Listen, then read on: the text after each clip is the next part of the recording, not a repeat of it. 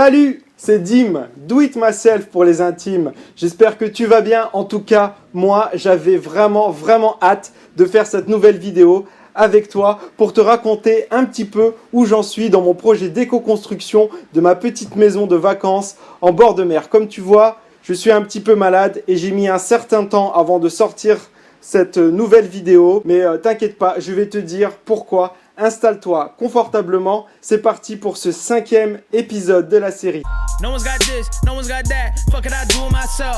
Mais avant de commencer, un petit point de clarification s'impose. En aucun cas, je n'étais demandé d'investir ton argent dans ce projet. Je dis ça parce que j'ai relu récemment un message d'un abonné qui me disait quelque chose du genre, je ne me souviens pas des termes exacts, mais en gros, il me disait... j'adore ton projet pour de multiples raisons. Si j'avais de l'argent, je t'en aurais donné, mais ce n'est pas le cas. Stop!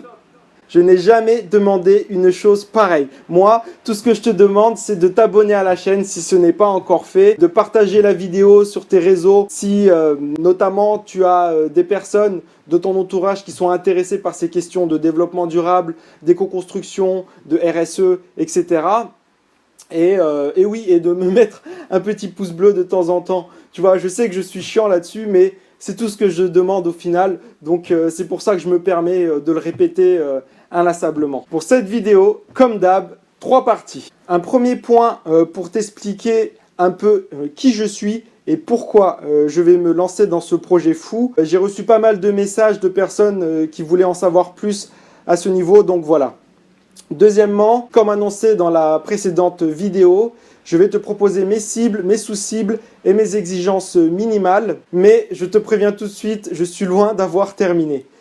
Et enfin, en troisième partie, on ouvrira notre habituelle rubrique FAQ avec un focus sur les plans. Alors reste bien jusqu'au bout parce que ça peut être vachement cool. Alors, qui suis-je et pourquoi je me lance dans cette incroyable aventure? Alors je dis que cette aventure est incroyable parce que si tu débarques sur la chaîne, tu dois savoir que je m'apprête à partir à l'étranger, loin de la France, loin de Paris, très loin de Paris, pour réaliser ce projet d'éco-construction d'une petite maison de vacances en bord de mer donc, mais sur un site complètement vierge, complètement isolé, encore à l'état naturel, très difficile d'accès.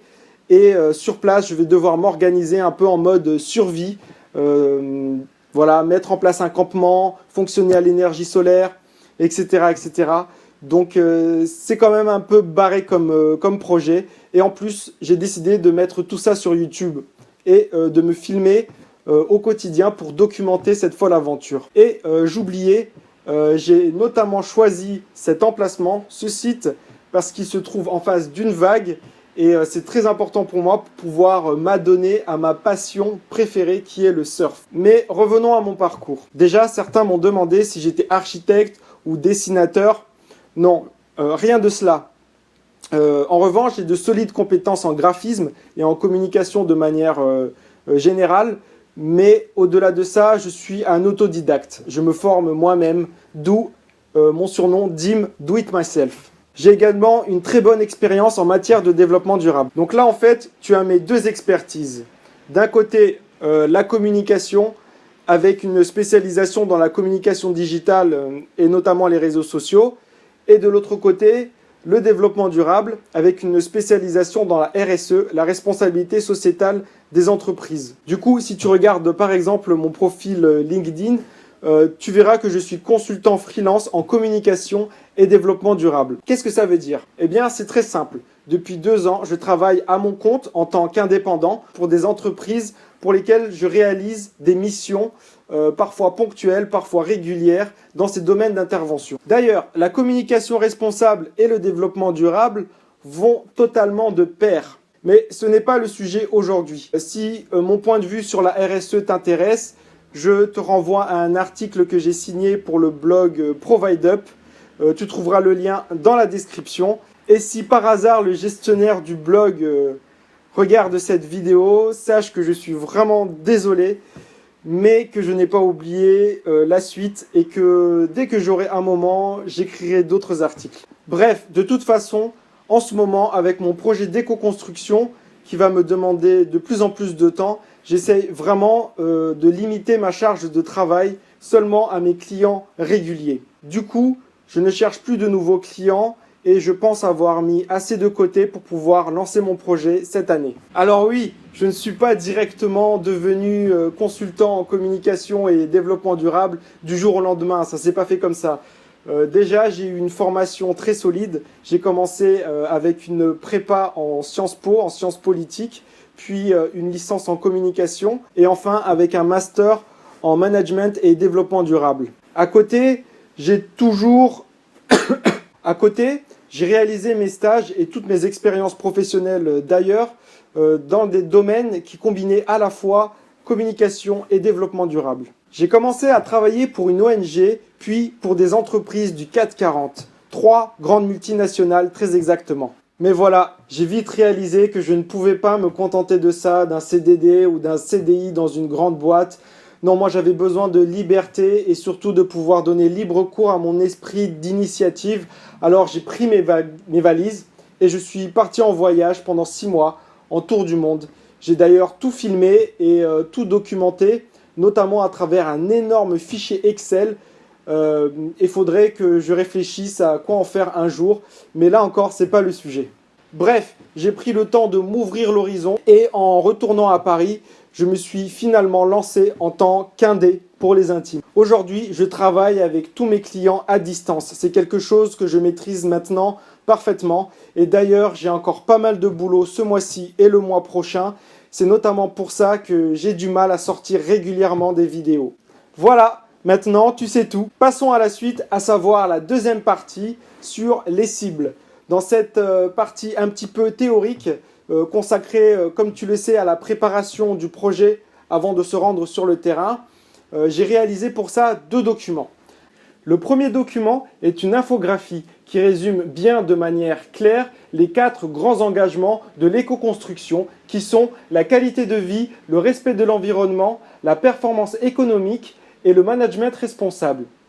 Je te laisse voir tout ça un peu plus en détail sur mon site web www.coresponsable.com. Tu trouveras le lien dans la description et n'hésite pas à partager la page ou à revenir vers moi pour me dire ce que tu en as pensé. Comme d'hab, je répondrai à tout le monde. Le deuxième document que j'ai réalisé, comme annoncé dans l'épisode précédent, donc l'épisode 4, que je t'invite d'ailleurs à regarder en cliquant sur le petit i au-dessus de ma tête, parce que tu risques peut-être de ne pas t'y retrouver. Donc ce deuxième document, je l'ai appelé « Les cibles de la démarche d'éco-construction de la petite maison de vacances en bord de mer ». Il se présente comme un tableau en 3 colonnes avec les cibles, les sous-cibles et les exigences minimales du projet. C'est en quelque sorte notre garde-fou pour nous rappeler nos objectifs et ne pas faire n'importe quoi. Il est donc totalement en libre accès à partir du lien que tu trouveras aussi dans la description et pour que tu puisses directement contribuer en insérant tes commentaires. Et si tu n'es pas un habitué de Google Doc, voilà un petit tuto pour te montrer la marche à suivre. Tu lis un peu le doc et si tu as quelque chose à proposer, tu fais un clic droit sur la case qui t'intéresse, puis tu cliques ici et tu écris ton commentaire, tu valides et c'est bon. Enfin, dernier point, la FAQ. Et aujourd'hui, j'ai décidé de répondre à un abonné qui m'a dit texto « La maison semble bien près de la mer, entre parenthèses, anticiper l'élévation du niveau de la mer, fermez les parenthèses. Et je vois un mur en pierre/béton, ouvrir les parenthèses, sorte de mur de protection, fermez les parenthèses, qui me semble pas très dans l'esprit développement durable. Rien de tel qu'une dune de terre ou de sable, plantée d'arbres adaptés au milieu marin. » Effectivement, tu as totalement raison. C'est vrai que c'est un peu de ma faute aussi parce que j'ai choisi de ne pas dévoiler tout de suite l'ensemble des plans à ma disposition parce que je souhaite encore les perfectionner et je ne suis pas sûr de certains éléments. Mais si on dépasse les 100 abonnés, 150 abonnés, eh bien, je vais m'organiser pour pouvoir faire cette visite virtuelle avec toi et te présenter l'ensemble des plans que j'ai réalisés. Mais pour en revenir à ce commentaire, effectivement, les plans définitifs sont sur pilotis, à 80 cm du sol, très exactement, pour notamment anticiper l'élévation de la mer, mais aussi les grosses pluies pouvant conduire à des inondations. bien que je vais faire en sorte de bien drainer le terrain avant la construction, bien sûr. D'ailleurs, le fait de surélever la maison permet de lui donner un meilleur confort thermique et hygrothermique grâce à notamment une meilleure ventilation. En parlant de ventilation, j'ai déjà réfléchi à un système écologique et autonome que je t'invite à découvrir dans le document des cibles de la petite maison. Pour les murs de protection en pierre et en béton, là aussi je suis d'accord. Ce n'est pas l'idéal, surtout en termes environnementaux. Mais pour l'instant, j'ai pensé à cette solution ou à un système de murs en pierre avec des gabions, je crois que ça s'appelle comme ça, car je ne suis pas sûr que le simple fait de rajouter de la terre suffira. Mais effectivement, dans tous les cas, j'ai pour objectif de créer un petit jardin avec suffisamment de plantes adaptées pour pouvoir retenir un maximum la terre à ce niveau. C'est pour ça d'ailleurs que je ne veux pas construire de terrasse ou autre chose à cet emplacement-là. Je souhaite en réalité surtout protéger ce splendide arbre que tu vois là juste devant, car son feuillage offre un coin d'ombre sur la plage. Mais le problème, c'est que ses racines sont de plus en plus dénudées à cause de la montée du niveau de la mer. C'est vrai que ce n'est pas l'idéal d'en parler quand on n'est pas directement sur place. Mais je t'invite à ce qu'on continue à échanger autour de ce sujet, surtout si tu as des solutions concrètes à me proposer. Voilà, ça sera tout pour cet épisode. J'espère que tu l'auras apprécié. Si c'est le cas, on n'oublie pas le petit pouce bleu. Quant à moi, je te dis merci pour ton soutien et à bientôt dans un prochain épisode. Peace!